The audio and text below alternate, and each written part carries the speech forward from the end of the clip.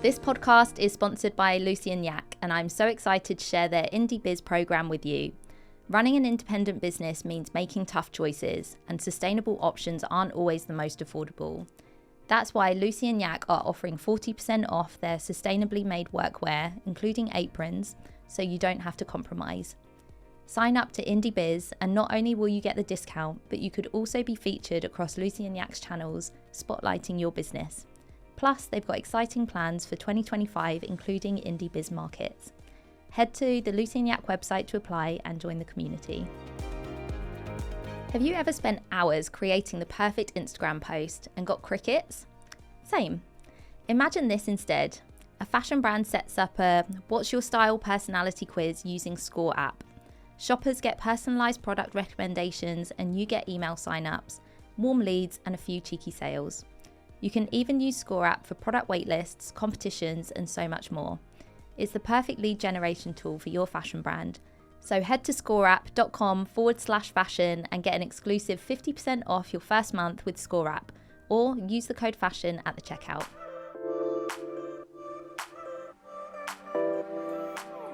So welcome back to the Fashion Brand Clinic, the podcast for fashion brand founders who are ready to scale up, show up, stand out. And I'm your host, Elizabeth Stiles, and today's guest is someone I've been so looking forward to speaking with, Rokeya, the founder of Khanum. And if you've ever wondered how to create a luxury brand without necessarily a luxury budget, you are going to love this episode.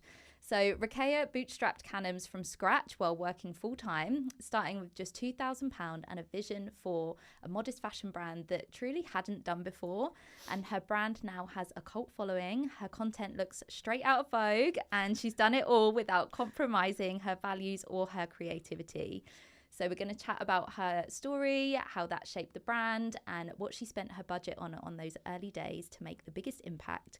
And yeah, let's get into it. So, hi, Rokeya. Hello. Thank you for having me. Welcome to the podcast. So, we were just chatting before we press record about your recent trips to India and Bangladesh. So, how are you feeling coming straight off the back of those? I feel fresh. I feel energetic. I feel like I've reset. And yeah, just ready for summer. And you know, the sun coming back to London when it's like warm and lovely just helps with the mood, doesn't it? Yeah, definitely. Anytime somebody asks me like how I am, I'm like, if the sun's shining, I'm all good. Yeah. Like, nothing can affect me. Exactly.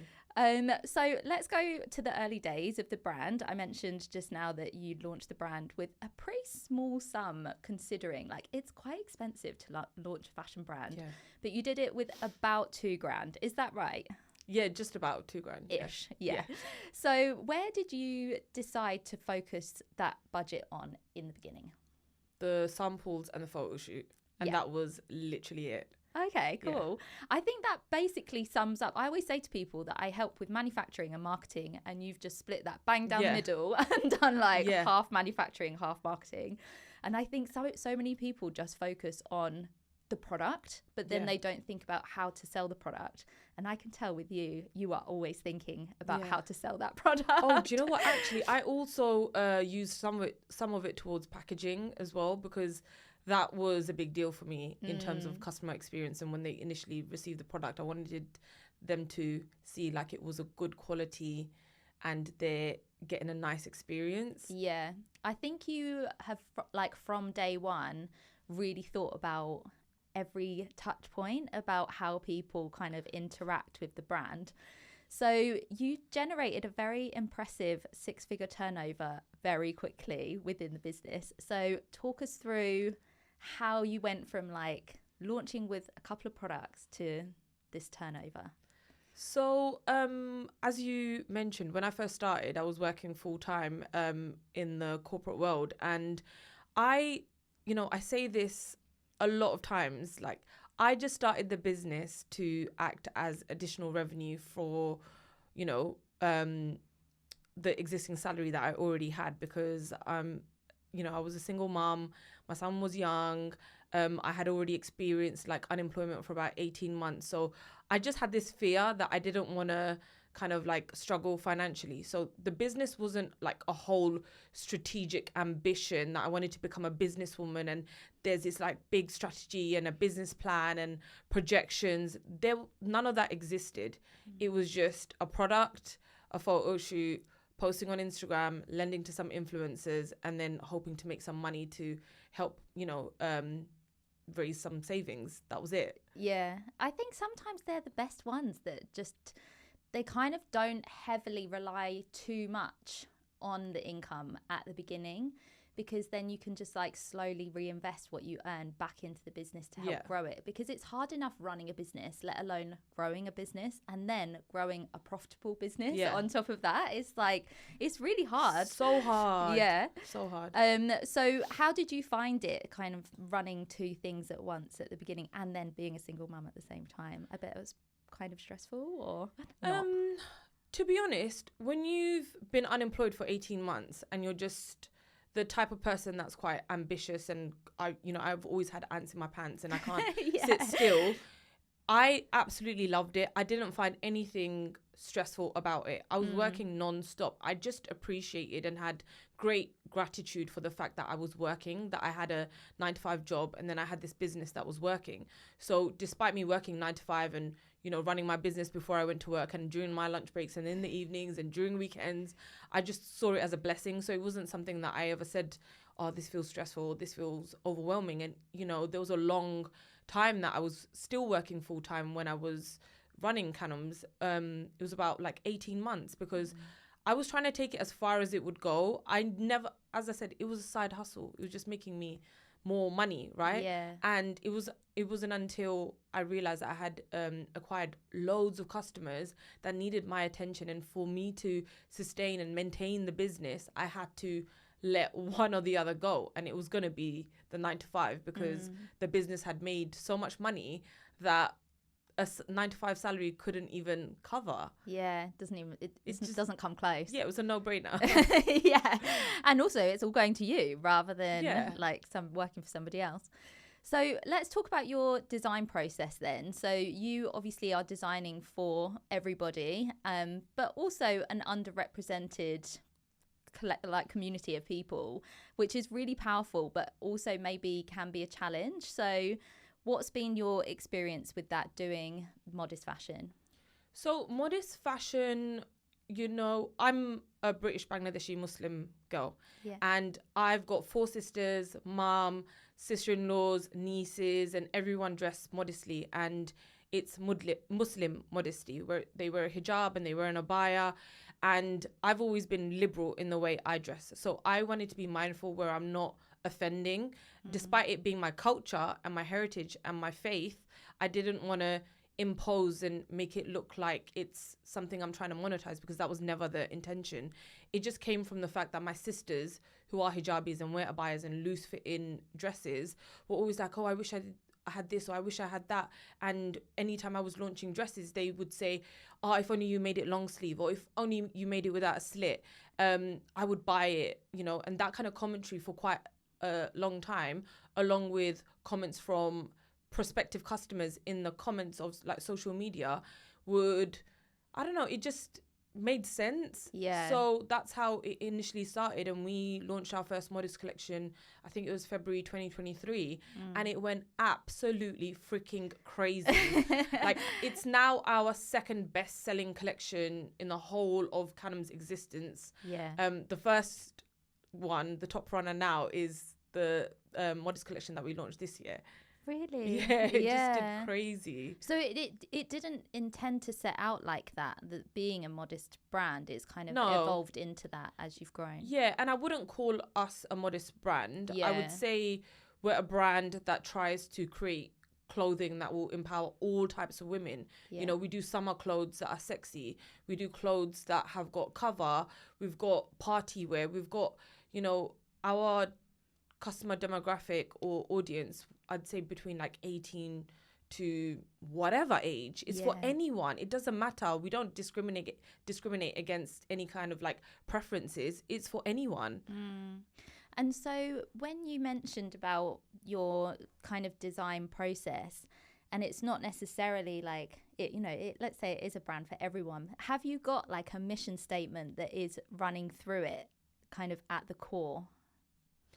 I feel like, if I'm honest, the mission statement has been changing and evolving, because when I first started Khanum's, I was, I only had one single product, which was embellished jackets. Yeah. And then eventually that changed to dresses. And then I think through the last 6 years of running Khanum's, I've been learning about who our customer is. I've been learning about myself as a business owner, myself as a woman. What would I want? What would my customers want? And I've been learning from the data and the insights and doing more of what our customers are liking or what our prospective customers are wanting. So to answer your question, I think the mission statement has been changing and evolving, but the core, commitment has always been clothing and community and empowering women with a purpose. It's not just a product, there's a purpose. Yeah. And that is so powerful. That's something I've really noticed with everybody that's come onto the podcast, is how much they really listen to their customer. And I know it sounds so obvious, like you should listen to your customer, the customer's always right, but doing something about it is different. And so you can be like, oh yeah, they're always asking me for this, but I'm going to do this. It's like, they're always asking me and I'm going to listen and I'm going to react and I'm going to respond. And then that helps you grow. And I don't know, that's all people really ever want, isn't it? It's like to be seen, heard and respected. And so you're kind of showing that to your audience through your product.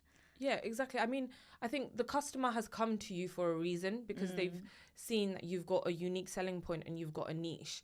And once they purchase from you, then they'll potentially become a loyal returning customer, and they probably want something that is similar to the initial product that they bought, but evolved and developed. So, it doesn't make sense to kind of like fly away from that common, existing thing that you already created. It's like, for example, Khanum's, we're not going to just start doing gym wear. We're an evening wear brand, and we're trying to cater to our existing customer by giving them what they want. So yeah, I think like customer data and insights is super important, and listening to your customer is number one. Yes. And so even though that you say like the product has changed a little bit as it's grown, the aesthetic and the image, I feel like, is very consistent. Like I can spot Khanum's image from a mile away, or like when I'm flicking through stories, I know it's you before I even look at the handle. And sometimes I find that really hard to explain, because it's not really anything you can necessarily put into words, or I can't anyway. What would you say is like your, I don't want to use the word mission again. Let's think about what else it is. It's like, what's your approach to your visual brand identity? Because I think from an outsider, it's very strong. Thank you so much. I take so much pride in it. I can tell. I take so much. It matters to me massively, because as an individual who has got no marketing experience and no business experience and no design experience, one thing I would say, I do have a creative flair, and I've got a stubbornness towards aesthetics, right? And for me, when I think about the Khanum's woman, I'm always thinking that she's empowered, she's confident. And every single time we do a photo shoot, I do give the models a little pep talk. And I'm like, you're confident, you're smart, you're bossy, you're sassy. And I want that kind of like mood to come across in the imagery. And then when it comes to the overall creative direction, it's always, we try our best to be minimal, but impactful, because we're selling a kind of, we're selling a mood, and we're selling an emotion and a feeling, and we want that to come across with the imagery. And it's been working. It has been working very well, yeah. So when you recently, I was like, I must ask her about this. You did a photo shoot in the park in London because, you were saying, why did you do that in the park? Was it like a photo shoot had fallen through, or you were just like tight on time or tight on budget? What was your reason for doing that one shoot in the park? So we had our Bangladesh campaign shoot coming up in May. End of April or May? I can't remember. Oh my God. I've had so many trips. I can't remember which one it was. Doesn't matter.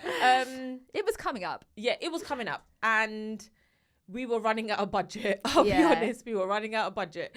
And, our finance director had given us a campaign and shoot budget for the whole year. And so we had to allocate X amount per month. And then we knew that we wanted to put all our efforts into the Bangladesh campaign, and we needed budget for the rest of the year. And I was just like, you know what? This is a spring collection with pastel colors, and I don't want to do another shoot in the studio with a white backdrop or like a, textured backdrop or anything like that. We're trying to show a feeling and a mood, right? And I just want to show customers and prospective customers that they can visualize themselves in scenes and settings. And we didn't want to do it in a, castle vibe in the UK because we didn't have the budget. And I just thought, I've seen so many like campaign imagery on mood boards or Pinterest that have worked, and we don't have to pay to shoot in the park. We just need a photographer. We don't need any lighting because lighting costs thousands of pounds. We just need an amazing photographer, amazing makeup artist, and an amazing model. Yeah. That's it. And we made it work. And it was one of our most low budget shoots. And I promise you, it did so good. Like, I can imagine. There's a yellow dress called Codil, and there's a lilac dress called Kairis. We shot them in front of a bush and in front of a tree. You make it sound like... Honestly. Go and have a look if you're listening. No, I promise you. And they are consistently selling every single day all over the world. And I'm just like, people don't realize that we just like shot this in a park because we had no budget left. So did you have a vision in mind of what you wanted that to look like? Are you the art director on those shoots? So I'm the creative director, and we've got a head of creative who basically is the art director. So we work very collaboratively. I will have the vision and I'll come up with a concept, and she makes everything happen. Right. Yeah. And what would you say is what do I want to say? I was like, I've got so many questions about this shoot. I just think it's absolutely fascinating because it really did look like it had come out of Vogue. And I want to get across to people that you don't necessarily need a big budget to create like this incredible imagery. But 100%. I honestly think you have done something that is borderline impossible. And I say this to people all the time, is to create that kind of luxury aesthetic on a budget. What's the secret? I think planning very carefully. Yeah. Getting your references together, mood boards. So this might sound a bit I don't want to sound strange, but I'm very, very selective in terms of where I get my references from. And I always look at high-end luxury brands. I am religiously reading Vogue. And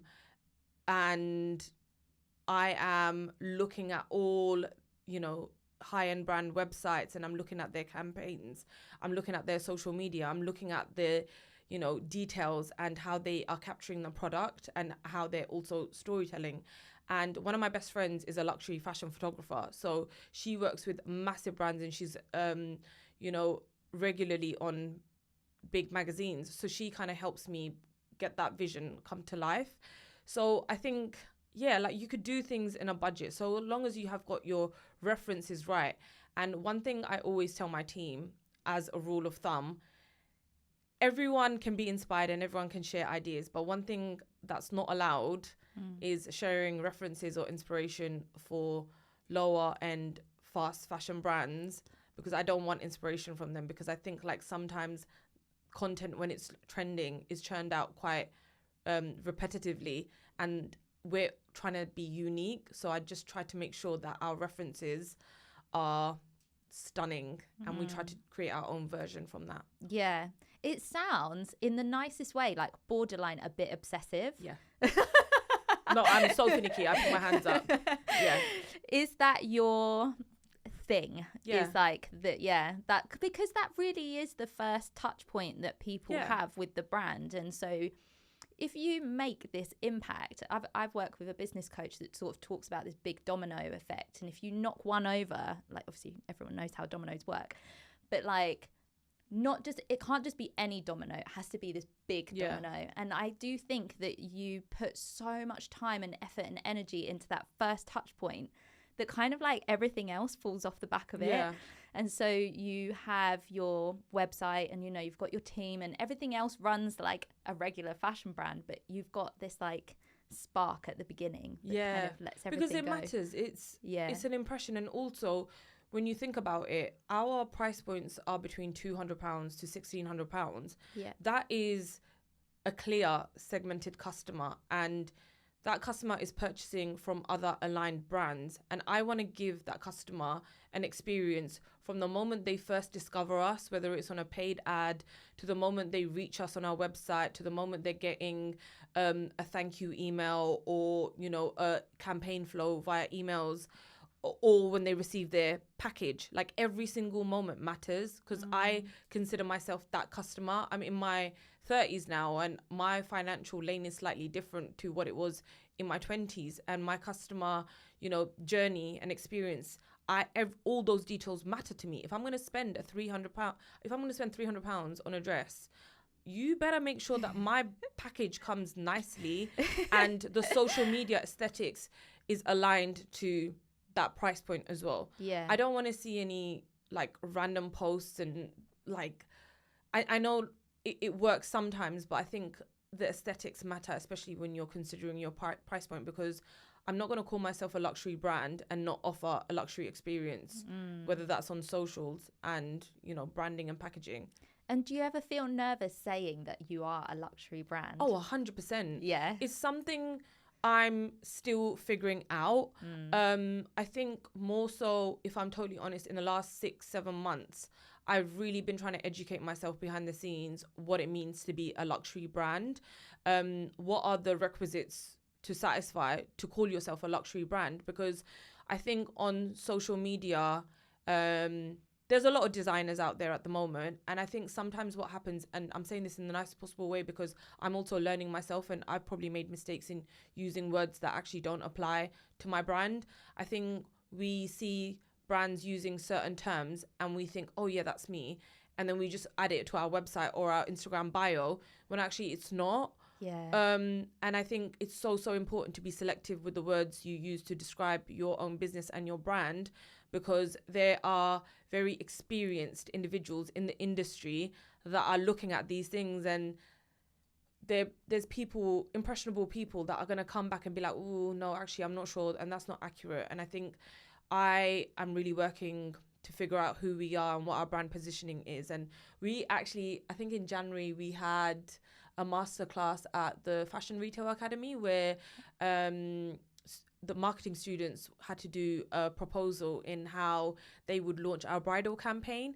And a piece of their project they had to do was a brand positioning. And all of them said Khanum's was a luxury brand. Yay. And I was like, yay. But I think there's so many things that we need to tick off in order to become a luxury brand. We're an aspirational luxury brand. I would say we're a contemporary brand. But there's a lot of work to do to kind of earn that title. And talking about social media within that, what is your approach to socials at the moment? Because obviously things are changing all of the time. And, you know, you mentioned like the different requisites like that are needed. And so if that is the vibe that you're going after, that aspirational contemporary brand, what's your approach with that on socials? I think when you're thinking about socials, obviously there's the different pillars, right? Yeah. The educational piece is super important to us because, again, where we're a brand that sells products that are above £200, we need to educate our customers in understanding why it's £200. We're essentially a made-up-on-order brand. We don't have so much stock lying around. We don't have a warehouse and a fulfillment center that's like, you know, with loads of shelves of staff, and we need our customers to understand why they're waiting for their to receive their product. We want to talk about craftsmanship. We want to talk about behind the scenes, from the moment that we receive their order, what happens, the fabric sourcing, the production, the manufacturing. So I think the educational piece is something that we're really working hard to bring out a lot more with an element of banter and, you know, relatability, because we don't want it to be so serious. With this day and age, everyone likes a bit of humor and banter, and we don't want to take ourselves too seriously. And I think this year we're really trialing and testing different channels and platforms and trying a little, you know, different things to see what works and what doesn't work, because we're not perfect and we've only been around 6 years, and, you know, TikTok is huge at the moment, and we are still working on figuring out what those platforms require from us. Yeah. And you have so much personality as well. And I love following you personally on Instagram and the brand. And sometimes I don't know about you, but I don't see a huge amount of luxury, contemporary, modern brands with that much personality. Oh, thanks. So is that something that you feel like you could come in and kind of provide something a little bit extra, a little bit different? Yeah, probably. I think once I get over my fear of the camera, because people do consider me quite, I don't know, entertaining and yeah, it's a good word. Entertaining and animated when I'm on a photo shoot or when I'm working with a team. Everyone's like, oh, we didn't realize that you would be like this. You're like normal. And I'm like, yes. I'm just like, I think sometimes people think a founder has to be someone so serious and so polished, and I'm not that. I try my best to be my authentic self. I'm just a girl from East London. I went to an all-girls school. I've got 7 siblings. I'm just, you know, I don't know. I'm just normal. Just a girl. I'm just a normal girl, and I think eventually that might come up. And at the moment, I'm using my team as a shield to be that for me. Because I think I fear the founder-led content. I think I have always posted on my personal Instagram and my stories. Like when I was working full-time, 9 to 5, I was posting on my stories and my Snapchat about my like journey. Oh my God, I'm packing orders during my lunch. Oh my God, I'm dropping off a customer her order.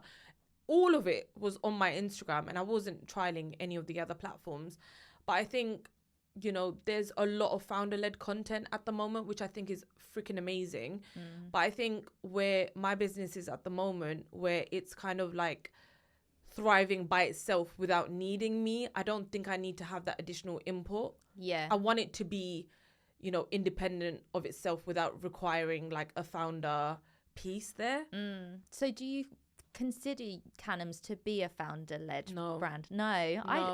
I would agree, because I feel like I see you a lot, but actually it's not on the Khanum's page. It's on your page. Yeah, I'm just a Khanum's influencer. Yeah. And you know, for a very long time, fun fact, I wouldn't allow Khanum's to tag me, you know, on their tagged images or post me on stories and tag me, because I just really wanted like a separation of the two. I am genuinely a woman who loves the product and I will wear it. And I promise you, if I didn't love the product, you would not see it on my personal Instagram.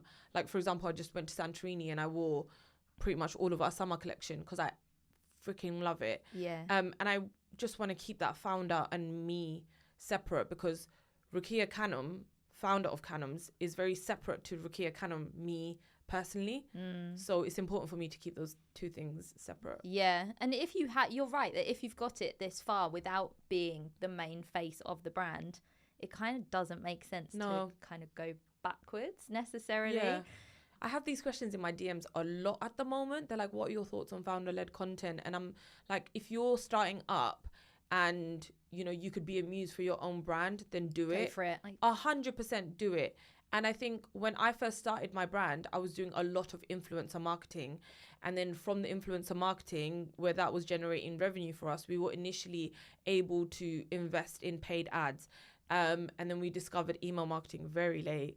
But, you know, the business has been sustaining itself without me. And I'm just essentially kind of influencer. But I think, like, yeah, as I said, if you're starting your business now and you want to do it, go for it, because people do love a story. Yeah. And you're very good at telling a story as well. Yeah.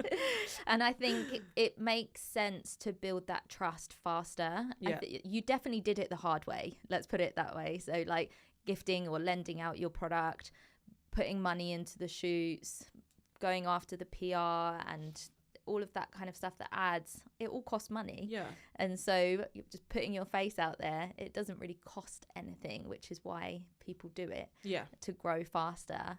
And it does give that brand a sort of unique personality, because not everybody is you. Yeah, definitely. And I think like when I first started, we did a lot of influencer marketing.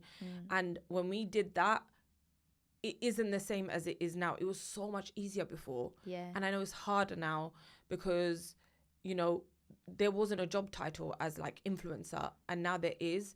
And I think people were happy to be gifted stuff and wear it, and they were excited. And now I think it's a bit more challenging when you're a small brand to gift something which is a cost to you. It's a risk because you just don't know whether they're going to wear it or not. And that's okay because, you know, influencers have got so many different options, and it's a job, right? And it's just harder today than it was before. So that's why it makes sense for people to be using themselves as the influencer of their brand. Yeah. And you mentioned there about ads and email. So you've got your page, the Khanum's page, ads, email. Is that sort of what, and TikTok as well? Yeah. And Pinterest. And Pinterest. Wow. So your funnel is big. We're trying to make it bigger. Yeah. So talk us through your kind of marketing approach strategy for 2025, 2026. So I think organic social is 100% the core. Yeah. We need to keep it moving at all times. We've kind of expanded our social media team to ensure we're kind of like touching on all points from like TikTok, Pinterest, Instagram, and then eventually maybe some other platforms, YouTube as well. YouTube Shorts is just something we just started doing recently. And then digital marketing side. So we used to work with digital marketing agencies for the paid ads, and now we brought it in-house. Yeah. I see you smiling. Like, it happens to everybody. I started with an agency and it didn't work out. Oh my God. And now we've got an in-house team, which is doing amazing. Good. And then we've not done TikTok ads, so we want to start trialing TikTok. Have you done Pinterest ads? Yes, we did. And it was really good. And we paused for a bit, and now we want to restart that this month. And email marketing, as I mentioned, we probably started email marketing in 2021, which was a couple of years after I had started. And it was just like, why did I never do this? It makes no sense. We've got like 50% of our customers come from email marketing, which is amazing, by you the know? way. Yeah, exactly. Like it's just so good, and it's just a no-brainer. And it doesn't necessarily mean we need to be sending out emails every single day, because I think there's you know, an impression people think that they need to be sending out every single day, but there's flows versus campaigns, and just making sure we've understood how all of that works. Yeah. And then what else are we doing? Organic, paid, emails, affiliate marketing as well. We've onboarded on AWIN and LTK, incentivizing influencers and prospective, you know, customers, learning like they can earn from posting us and linking us as well. What else are we doing? Oh, we're doing lots of other I was going to say, that sounds like a lot, to be fair. Traditional PR, activations, gifting, events. Yeah. All of it, basically. You're leaving no stone unturned. No, the game plan is be everyone everywhere. Needs to know about Khanum's. Yeah. And this is the year that we're going to, you know, I mean, I have no doubt. Yeah. And you personally also kind of have had these incredible PR moments, like you and the brand. How important has PR been for you? Because I feel like up until now, I haven't really spoken to anyone who has spoken that much about it. So I'm interested to hear your approach to it. Yeah. It's hard because it's not that tangible sometimes or reflective in the ROI, but I can see with you it has had an impact. Yeah. So very early on, we were featured in Vogue, and I'm not talking about, you know, the back pages of Vogue. Yeah, that doesn't count. No, it doesn't. And I this is separate from what we were about to. I think if there's any prospecting like founders out there, don't fall for it. It's an ad. It's an ad piece. But yeah, we had a Vogue feature, which was really, really cool. Our product like very visibly shown on an editorial piece. And then from there, because I always said we need to be on Vogue, and that came from just a collaboration with a stylist. And then since then we've had lots of like articles and features on Elle, Harper's Bazaar, Tatler, Mary Claire, like very credible, high profile ones. And again, I think sometimes I could be a bit selective. My agency will present certain platforms and I'll be like, I don't think it's the right fit or the alignment, because it really devalues your brand, and you need to not just think, oh, this is an opportunity from this newspaper, and then let me just do it because something might come out of it. But then what happens is the other high-end ones will see that and be like, oh, no. Never again. Because everyone's selective in their own right. And I think you just need to be very, very careful. And we had the same thing with like a retail partner that approached us like during lockdown, and we said no because it just wasn't aligned with us in terms of like pricing. And even retail partnerships is a form of PR as well, because it creates brand awareness and credibility. But I think for us, you're not going to get tangible results in terms of, immediate revenue from it, but you will get credibility and awareness, and people will take you seriously. Yeah. So. And let's talk about behind the scenes then a little bit, because I'm intrigued about how your business has grown over the years. You mentioned you've got your website and emails. So am I guessing you're on Shopify, you're on Klaviyo? Yeah. Those two things talk really nicely to each other. Yeah. What Shopify plugins do you swear by for keeping everything running really smoothly? Have you seen like certain apps work better than others for, more of a direct like return on investment? So I would say two that we've been working, that we've been using over the last year. One is Gorgeous. Yes. I think there's a lot of people who don't know about Gorgeous. And customer service. And I just discovered it from Amy Smell and Grace Beverly. Yeah. Because I think I was asking them like, what platforms do you guys use? And they both mentioned Gorgeous too. Done. Yeah. And I was like, let's get it. Yeah. Because it helps understand how many tickets you've got open, how many you've closed, and a lot more insight driven. And I'm a very like number centric individual. When I've got certain teams in different departments, I need to understand their performance or what they're achieving within certain timeframes. And that sounds really scary. But she's the boss. She's allowed. No, but I just think like at the end of the week, I want a report to understand how many emails did we receive and how many responses did we send out, and how many conversions did you make through emails, because then that helps us understand what we need to drive more of. So I think Gorgeous really, really helped with that. And it kind of automated the emails rather than sending via Gmail, which is very manual. And also maybe not as luxury. Yeah. And was there another one?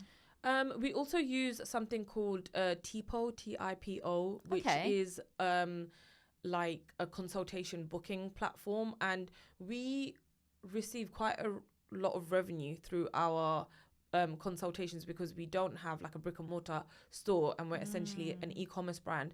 So sometimes we will do online consultations with customers, or they'll book in to come to our studio to try before they buy, and then they'll just pay a deposit, and then a lot of people convert from that. So I think that works really well for us.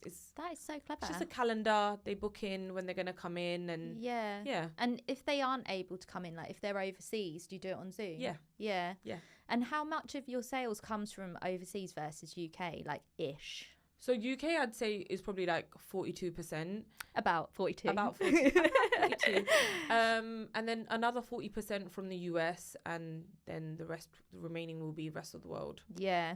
Every brand that I talk to that is doing pretty well, US. They've cracked the US. It's like, it makes so much sense. Like, you literally just need to look at a map and look at how tiny the UK is. I know, right? Yeah. It's and then crazy. you just see the potential. So has that come through ads, influencers? Ads. A lot of ads. Okay. Yeah, a lot of ads. Yeah. And so do you target certain areas, like New York, for example, rather than America? Yeah. We have to be specific, because with the ads, as you all know, if the broader you are, the harder it is, and you're just paying money to be targeting such a vague, like Minnesota or something.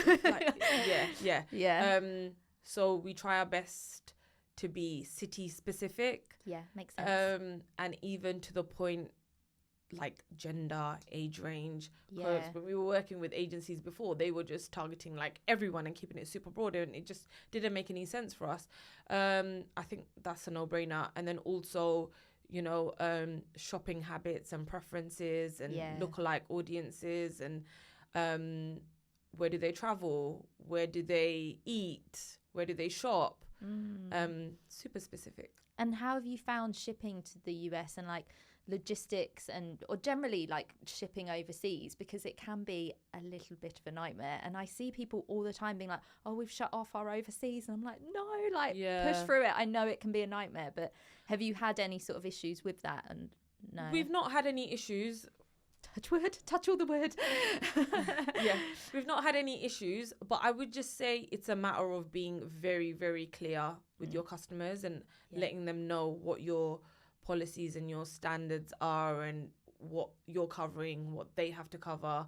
At the end of the day, as a business owner who, you know, essentially sells online, we need to make sure our customer is very understanding of, you know, what our policies are. And I think that's the best that you could do. Yeah.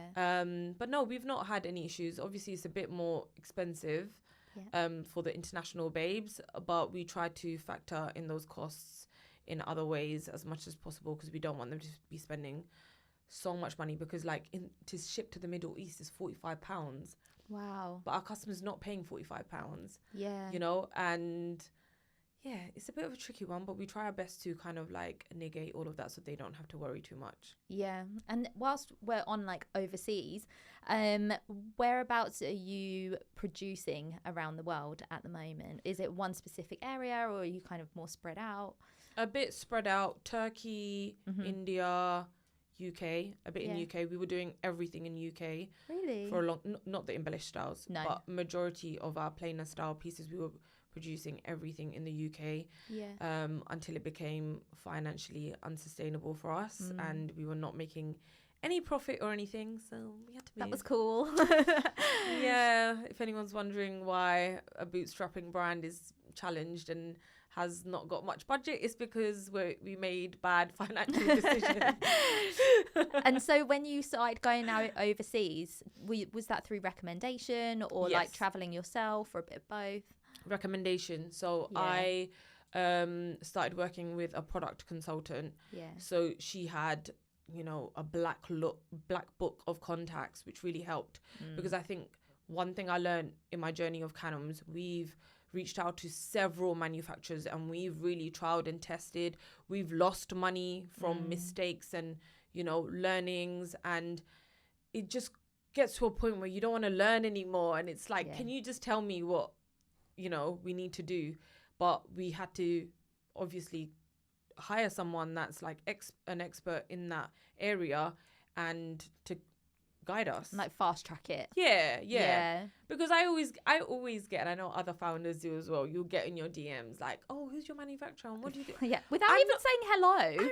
I'm not going to give you my recipe. Do you know how much money? Like thousands and thousands. Yeah. We've lost. At least offer to pay for like an introduction or something. Guys. Like, come on.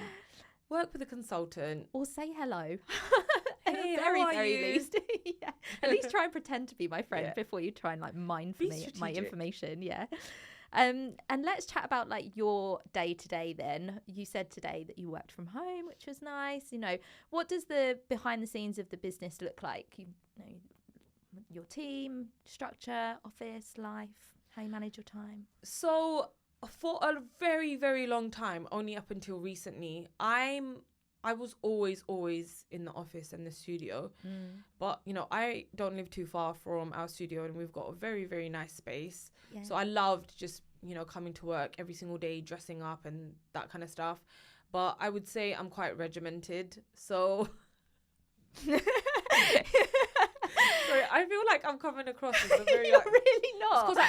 It's because I am. Yeah, just own it. I'm going to own it. I'm Scorpio. Me too. Oh my God, really? Yeah. Maybe I'm like, it sounds fine because I'm also like that. I'm not a go with the flow babe. I need a plan. Yeah. I need to know what I'm doing today this week, next Yeah, week. you can't just like rock No. up into the week and be like, well, what shall I do this week? Like, we know Yeah. what we're going to be doing. I'm the A-type friend. Yeah. You know?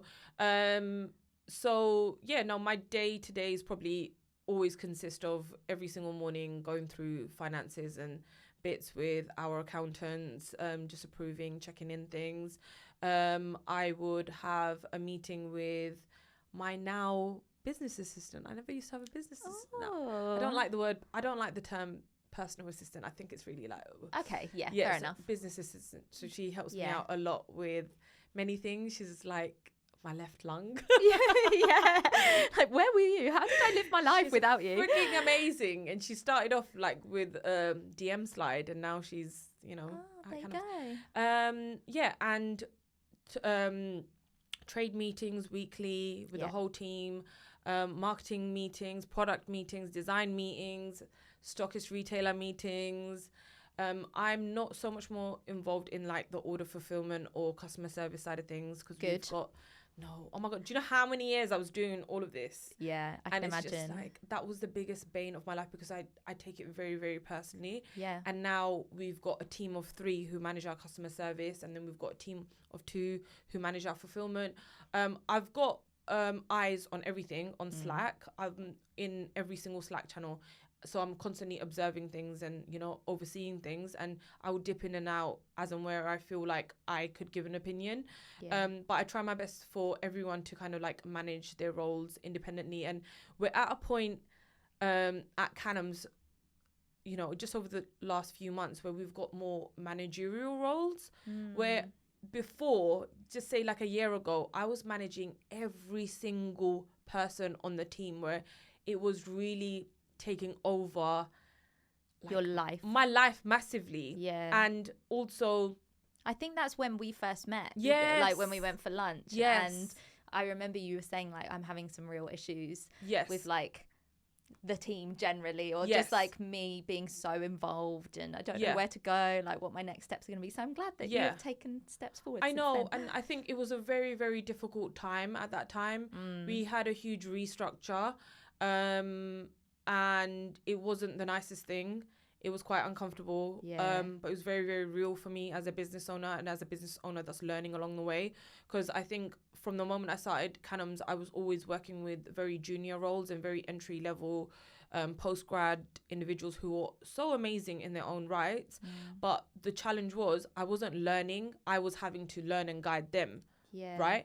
And during that whole process, I was making a lot of mistakes, and people coming to me for questions and, you know, answers. And I'm like, I don't know myself. So it just got to a point where the business was, you know, lacking on our profitability and financial sustainability, because we were making so many mistakes. And it's like, it just got to a point where I had to rip the Band-Aid off and make some uncomfortable decisions. And I think since then, where we've had like a head of growth and a head of product and a head of creative and a finance director and a lot more roles in-house rather than agency led, that's helped massively. I promise you, I think I sleep so much better at night. Oh, and I'm able to like just stroll into work and be like, oh, what's going on? Oh, what happened there? And sometimes I'll get FOMO. I'm like, oh, what are you guys talking about? you know? You guys are having fun. Yeah. So no, I think it's really good for my mental health, but also just to be so transparent, it's not something that I would have been able to do when I first started my business, because I was bootstrapping, right? And we had like lower budgets, and I couldn't afford these experienced 10 years in the fashion industry individuals, but now I can.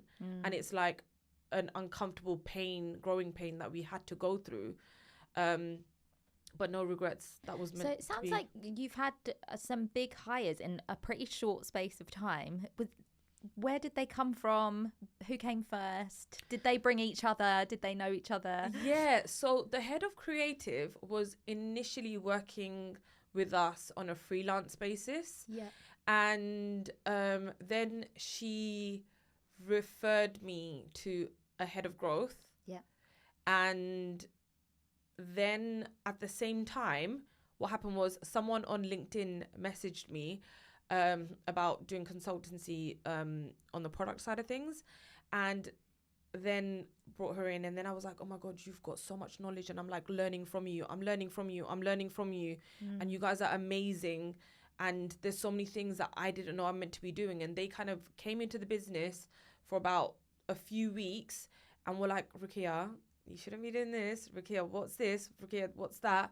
And I took on board their feedback whilst also having my own voice, and, you know, which they respected and understood.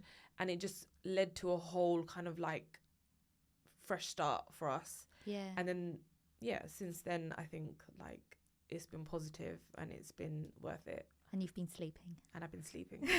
Yeah, good. And so that then leads me on to my last question probably, which is like, what's the big dream? Like, what's it all for?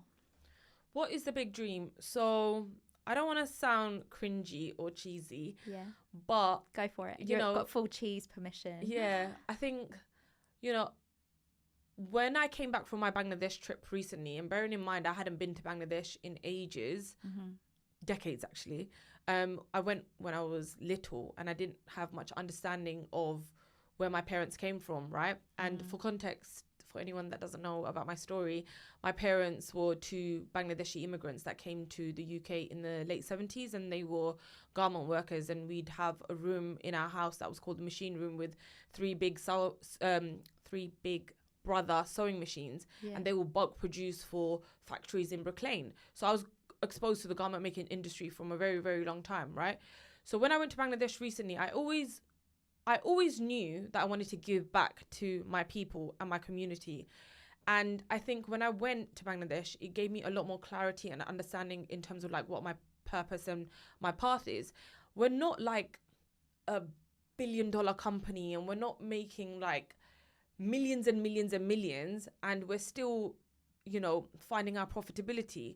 But for me, when I think about my business, I just see it as a vessel to do more. I think like when you're an individual who's like an ethnic minority, British Bangladeshi woman, and there's so much that's happened in Bangladesh with the garment manufacturing industry being exploited on so many levels, I feel like it's my responsibility to kind of use Khanum's as a channel to do good things. So I think my goal and intent is to have more purpose-driven impact, whether it's supporting who we already support at the moment, the Bangladesh Education Trust, who we also visited, to support young women go back into education and in employment, and even starting up their own businesses. We met 3 young girls who started up their own businesses through micro grants that Khanum supported with funding.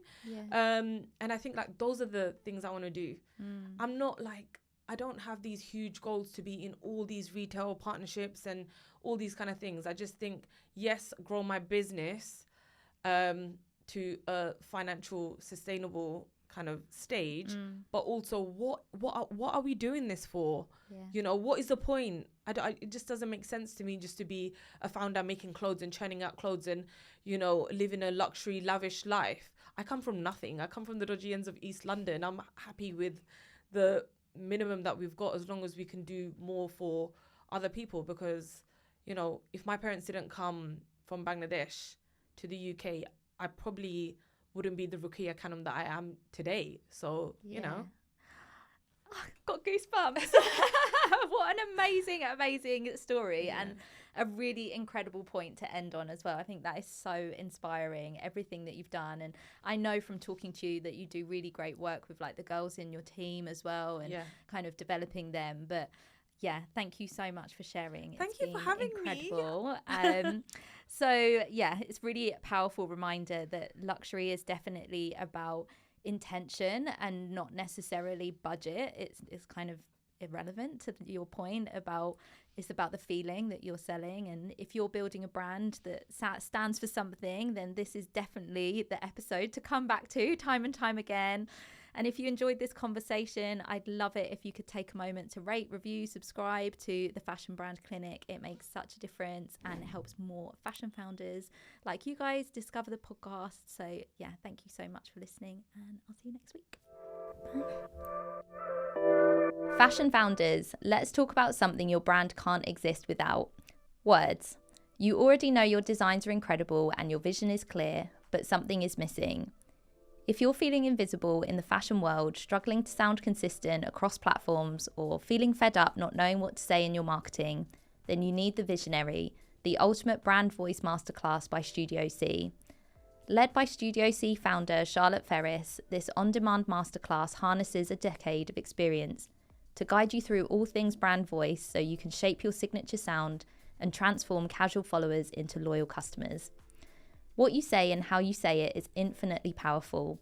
Mastering your brand voice isn't just about writing better, it's about building a voice that's unmistakably yours, one that speaks authentically and connects you endlessly to your dream customers. I know firsthand how fundamental finding your brand voice is, which is why I worked with Studio C to write the copy for my website back when I first became a fashion brand consultant. So if you're ready to make your fashion brand stand out, head to studioc.uk today to join the Visionary, the ultimate brand voice masterclass, and get ready for your brand to break through the noise.